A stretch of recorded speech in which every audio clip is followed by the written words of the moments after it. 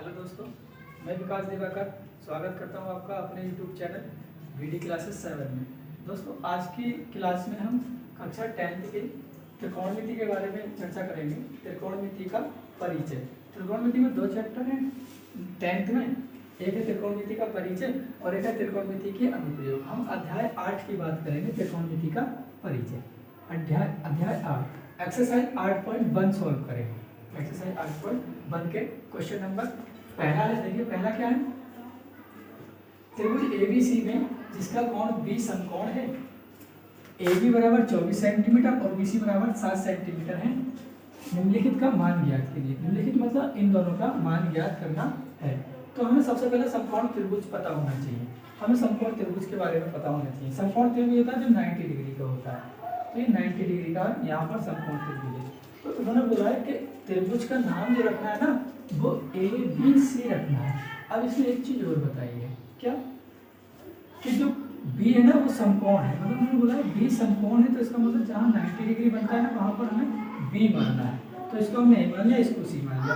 हम इसको C भी मान सकते थे, इसको A भी मान सकते थे। ठीक है, तो अब इसमें दिया क्या क्या है, हमने नामकरण कर दिया ABC। AB कितना है 24 सेंटीमीटर, हमने AB को 24 सेंटीमीटर लिख लिया। BC कितना है 7 सेंटीमीटर, हमने BC को 7 सेंटीमीटर लिख लिया। देखिए हमें मान निकालना है साइन कॉस का और साइन से और कॉस का। तो जब तक हमें त्रिभुज की तीनों भुजाएं पता नहीं होगी तब तक हम किसी भी त्रिकोणमितीय अनुपात का मान नहीं निकाल सकते। तो हमें सबसे पहले त्रिभुज की तीनों भुजाएं पता होनी चाहिए। तो त्रिभुज की दो भुजाएं हमें पता है, तीसरी भुजा हम निकालेंगे। अच्छा, तीसरी भुजा का नाम क्या है? तो इसका नाम है कर्ण और इसका नाम क्या है लंब, और इसका नाम क्या है आधार। लंब, कर्ण, आधार। अच्छा, लंब और आधार दोनों आपस में बदल सकती हैं कोण के अकॉर्डिंग, लेकिन कर्ण भी बदलता है। अच्छा, समकोण त्रिभुज में सबसे बड़ी भुजा जो होती है ना वो कर्ण होती है। तो हमें कर्ण निकालना है इसमें। अब जब त्रिभुज की दोनों भुजाएं हमें पता है, तीसरी भुजा हमें निकालनी है, तो हम क्या करेंगे, पाइथागोरस प्रमेय लगाएंगे। पाइथागोरस प्रमेय क्या होती है? त्रिभुज ABC में, ABC में पाइथागोरस प्रमेय से पाइथागोरस प्रमेय हम लगाएंगे। क्या होती है पाइथागोरस प्रमेय? कर्ण का स्क्वायर बराबर लंब का स्क्वायर प्लस आधार का स्क्वायर। तो कर्ण स्क्वायर बराबर लंब स्क्वायर प्लस आधार स्क्वायर। हमें कर्ण का नाम पता है AC, नाम नहीं, इसका मान नहीं दिया तो हम इसका नाम लिख देंगे। AC आ गया, AC का स्क्वायर कर देंगे। लंब कितना है? लंब है 7 सेंटीमीटर, तो इसकी जगह पर हम 7 लगा देंगे, स्क्वायर स्क्वायर कर देंगे। आधार कितना है 24, तो 24 का स्क्वायर कर देंगे। अच्छा, 7 का वर्ग होता है, 7 का स्क्वायर का मतलब 7 का वर्ग करना। तो 7 का वर्ग कितना होता है? 7 का वर्ग होता है 49, मतलब 7 की गुणा 7 से करनी है, 7 7 49। ऐसे ही 24 का वर्ग होता है 576, तो 24 की गुणा 24 से करेंगे तो 576 आएगा। दोनों को जोड़ेंगे, तो दोनों को जोड़ेंगे तो 625 आ जाएगा। दोनों को जोड़ेगा। AC स्क्वायर बराबर चल रहा है, एक तरफ बराबर के एक साइड से स्क्वायर हटाते हैं तो दूसरी तरफ अंडरूट चढ़ जाता है। यहाँ से हम स्क्वायर हटाएंगे तो दूसरी तरफ क्या चढ़ जाएगा? अंडरूट चढ़ जाएगा। अब 625 को बाहर निकालना है अंडरूट से, तो बाहर कैसे निकलता है? हमें ये देखना होगा 625 किसका वर्ग होता है। तो 625 वर्ग होता है 25 का, इसका 25 का वर्ग होता है। ये AC का मान है। देखिए 1 से लेकर 30 तक के वर्ग सभी को याद रखना है, 1 से लेकर 30 तक। तो AC का मान कितना है 25 सेंटीमीटर, यानी कि ये कर्ण आ गया। AC क्या था? कर्ण, तो 25 सेंटीमीटर क्या आ गया? इसका कर्ण आ गया। ठीक है, अब हम इसकी बात करेंगे। देखो त्रिभुज की तीनों भुजाएं हमें पता चल गई। अब हम पहले का मान निकालेंगे। पहले का मान sin A, cos A। अब देखिए इसमें कुछ फॉर्मूले यूज होते हैं त्रिकोणमिति में। मैंने पिछली वीडियो में, पिछली क्लास में पार्ट 2 में त्रिकोणमिति की पार्ट 2 में सारे सूत्रों के बारे में चर्चा की है। सारे सूत्रों की क्लास है वो, तो आप उन सूत्रों को देख लेना, यानी कि उस क्लास को आप देख लेना।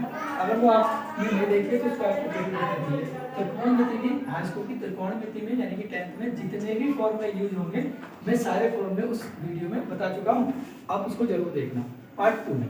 चलिए शुरू करते हैं। साइन थीटा बराबर क्या होता है? लंब बटा कर्ण होता है, लंब बटा कर्ण। मैंने लंब को L से शो कर लिया और कर्ण को K से शो कर लिया। ऐसे ही कॉस क्या होता है? कॉस होता है आधार बटा कर्ण, तो आधार बटा मैंने कर्ण लिख लिया। अब देखिए हम बात करेंगे A की। इसमें पहले वाले में साइन ए कॉस ए है, मतलब कौन कौन सा है, ए कौन है ए, और इसमें साइन सी और कॉस सी, इसमें कौन कौन सा है, सी सी है। तो हम ए की बात कर रहे हैं। देखिए इसमें दोनों चेंज इसलिए किए ताकि इसमें मान भी चेंज हो जाएगा, दोनों के मान एक जैसे नहीं आ सकते। तो हम बात करेंगे ए की, तो ए में बात करेंगे तो इसके जो जिस कोण की बात करते हैं ना, उस कोण के ठीक सामने वाला लंब होता है। जिस कोण की बात करते हैं, जो कोण दे रखा होता है ये वाला, इस कोण के ठीक सामने वाले को लंब माना जाएगा। तो हम कोण ए की बात कर रहे हैं, इसमें एक तो है, तो ए तो ये है, तो ए के सामने वाला लंब है, आधार क्या है ए। अगर यही चीज इसकी बात करते हैं, हम सी की बात करते हैं, तो सी के सामने वाला लंब होता था और ये आधार है। ठीक है, अब हम क्या करेंगे, साइन है तो लंब और कर्ण बटे कर्ण, तो लंब तो ये है, इसी की बात कर रहे हैं, तो लंब तो ये है और कर्ण ये, तो 7/25 और cos ए आधार बटा कर्ण, आधार इसी की बात कर रहे हैं, तो आधार तो ये है, तो 24/25 आ जाएगा, 24/25। एक आंसर तो आपका ये आ गया। अब दूसरे की बात करेंगे, दूसरा क्वेश्चन ये पहले के ही है दूसरे, तो साइन सी cos सी, इसमें भी तो सूत्र चेंज नहीं होते, सूत्र वही रहते हैं, सूत्र चेंज नहीं होते। साइन थीटा क्या होता है, लंब बटा कर्ण, और cos थीटा क्या होता है, आधार बटा कर्ण। ये तो यही रहेंगे, बस कोण बदल जाएगा इसका। तो इसमें ए था, इसमें सी था, हमने ए से देखा था तो लंब ये बन गया था, आधार ये।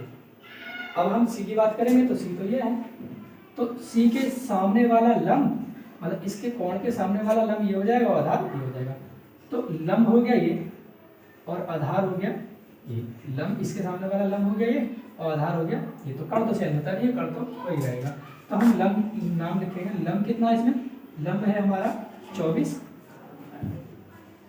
और कर्ण कितना है 25। ऐसे ही आधार बटा कर्ण, आधार कितना है 7, इसके लिए तो आधार ये बन जाएगा, लंब ये है आधार ये है, तो लंब आधार कितना है 7 आ गया ये, और कर्ण कितना 25 आ गया। तो आपके दोनों आंसर आ चुके हैं। बाकी अगले सवाल के बारे में हम बाद में बात करेंगे, इतना ही काफ़ी है। तो थैंक्स फॉर वॉचिंग, और यदि आपको वीडियो अच्छा लगा है तो आप लाइक कर दें और चैनल को सब्सक्राइब करें और फॉलो करें। Thanks for watching and press the bell icon for the notification